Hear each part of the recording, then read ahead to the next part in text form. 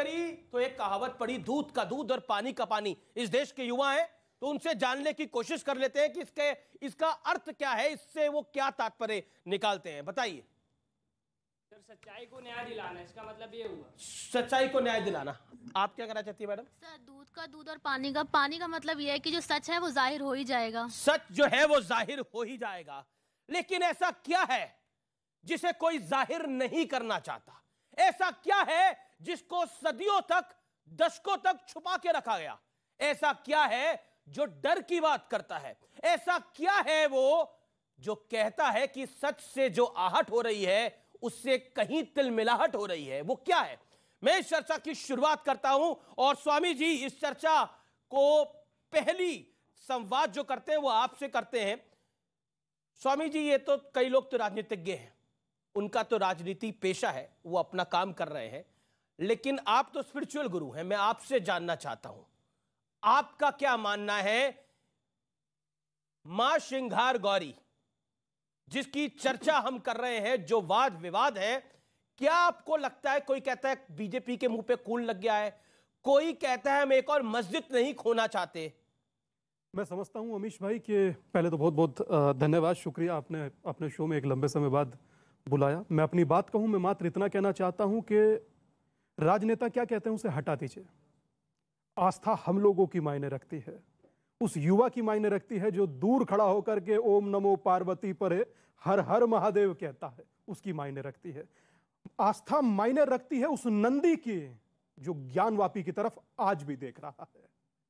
आस्था मायने रखती है उस कलश की जो आज भी अपने ऊपर फूल और चावल चढ़ने की प्रतीक्षा कर रहा है।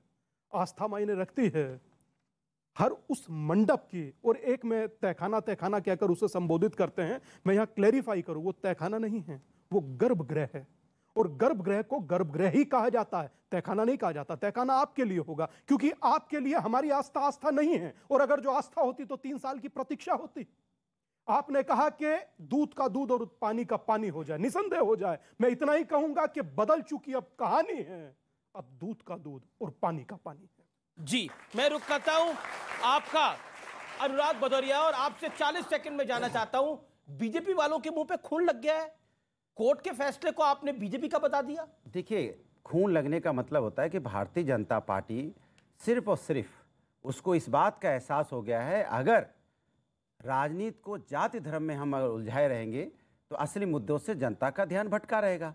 ये सुबह से लेके शाम तक सिर्फ और सिर्फ धर्म की राजनीति करते हैं। धर्म इनमें आस्था की नहीं है, आस्था की बात होती तो ये उस पर राजनीति करते हैं। मां श्रृंगार गौरी में आपकी आस्था है? चिंता की बात है, क्यों नहीं है? है ना आपकी आस्था? है। तो आप चाहते हैं कि वहां पर दूध का दूध और पानी का पानी हो? बिल्कुल, मैं चाहता हूं कि देश, संविधान, हिंदुस्तान, संविधान और न्यायपालिका, संविधान सम्मति हो रहा है। बाबा साहब ने जो संविधान बनाया है, जो वो संविधान और न्यायपालिका, नहीं, अगर न्यायपालिका वहां पे आदेश देती है और आदेश के पालन करने की जिम्मेदारी देश के हर नागरिक की है। आपके नेता क्यों कह रहे हैं खून लग गया बीजेपी वालों के? मैं भी कह रहा हूं कि भारतीय जनता पार्टी सिर्फ जाति धर्म की राजनीति, नफरत की राजनीति पूरे हिंदुस्तान में कर रही है। उन्होंने अयोध्या के संदर्भ में विकास की राजनीति की चर्चा नहीं करती। एक बात और, उसमें यह भी लिखा गया है ऑर्डर में कि जज साहब कह रहे हैं कि मुझे भी असुरक्षित महसूस कर रहा हूं। उत्तर प्रदेश में जज साहब अगर असुरक्षित महसूस करेंगे तो इन बच्चों का क्या होगा? उसका कारण जानने की कोशिश करेंगे। अब आपको मैंने वक्त दिया, कानून व्यवस्था पूरी तरह से चल रही है। ठीक है, अब आपने अपने वक्त में अपनी बात को रखा। गौरव भाटिया वो कहते हैं कि जज साहब भी जब अपने आप को महसूस कर रहे हैं, उनकी मां, उन्होंने जिक्र किया इसका, उनकी माताजी और उनकी धर्मपत्नी उनको कॉल करती हैं, वो ठीक है, उनका हालचाल सकुशल जानती हैं। तमिलनाडु में जब हिजाब पे, कर्नाटक में जब वर्डिक्ट आया था, उसके बाद तमिलनाडु के 2 लड़कों ने जिस तरह की जजेस के लिए धमकी दी थी, उसके बाद ये एक तरह का ट्रेंड बन गया है। देखिए, ऐसा है कि अभी मैंने बड़े ध्यान से सुना और कुछ तथ्य आपके कार्यक्रम में रखूंगा, लेकिन एक लाइन में अर्ज करूं, अगर जैसे जैसे बढ़ रहा है पूजन, वैसे वैसे बढ़ रही है इनके चेहरे की सूजन। और ये क्यों कह रहा हूं मैं आपको बताता हूं। क्यों लग रहा है इनकी सूजन बढ़ रही है आपको? मैं अभी बता दूंगा और कारण। बहुत तथ्य लेके आया हूं। देखिए, आपने कहा दूध का दूध और पानी का पानी हो जाए। बिल्कुल अभी भाई, अगर छुपाने के लिए कुछ नहीं होता ना, अगर आप ईमानदार होते हो तो आप कहते हो दूध का दूध पानी का पानी हो जाए।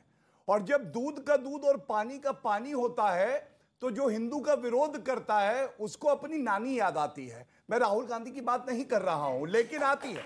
और भारतीय जनता पार्टी ने सबसे पहले एक बात कही थी, राहुल गांधी को भूलते नहीं हो आप लोग भी।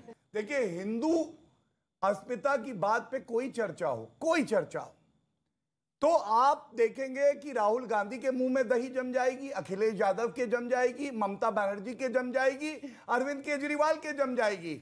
और ये क्यों होता है मालूम है? क्योंकि गर्मी बहुत है, ये रेफ्रिजरेटर बने हुए हैं, दही इनके मुंह में जमने लगी है। गौरव भाटिया, लेकिन सपा के वरिष्ठ नेता ने बोला कि आपके मुंह पे खून लग गया, यानी बीजेपी के मुंह पे खून लग गया। मैं उत्तर देता हूं।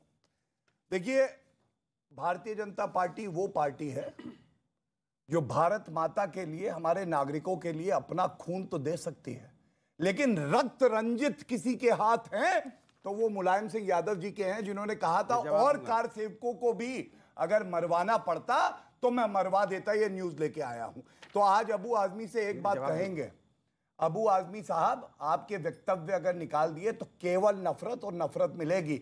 आज अगर हिंदू अपनी अस्मिता के लिए न्यायालय का सहारा लेके कानून के द्वारा अपनी जो पावन स्थली है उनको स्थापित कर रहा है तो इनको दर्द क्यों? शोएब जमाई चर्चा में आएंगे, नहीं उनकी बारी है, शोएब जमाई की बारी है। शोएब जमाई, आप तो पेशे से डॉक्टर हैं, अगर बॉडी में एक्सरे की जरूरत हो और एक्सरे कराना हो तो एक्सरे के पास जाने से पहले बोल देते हैं कि नहीं नहीं एक्सरे मत कराइए, हमारी बीमारी का पता लग जाएगा।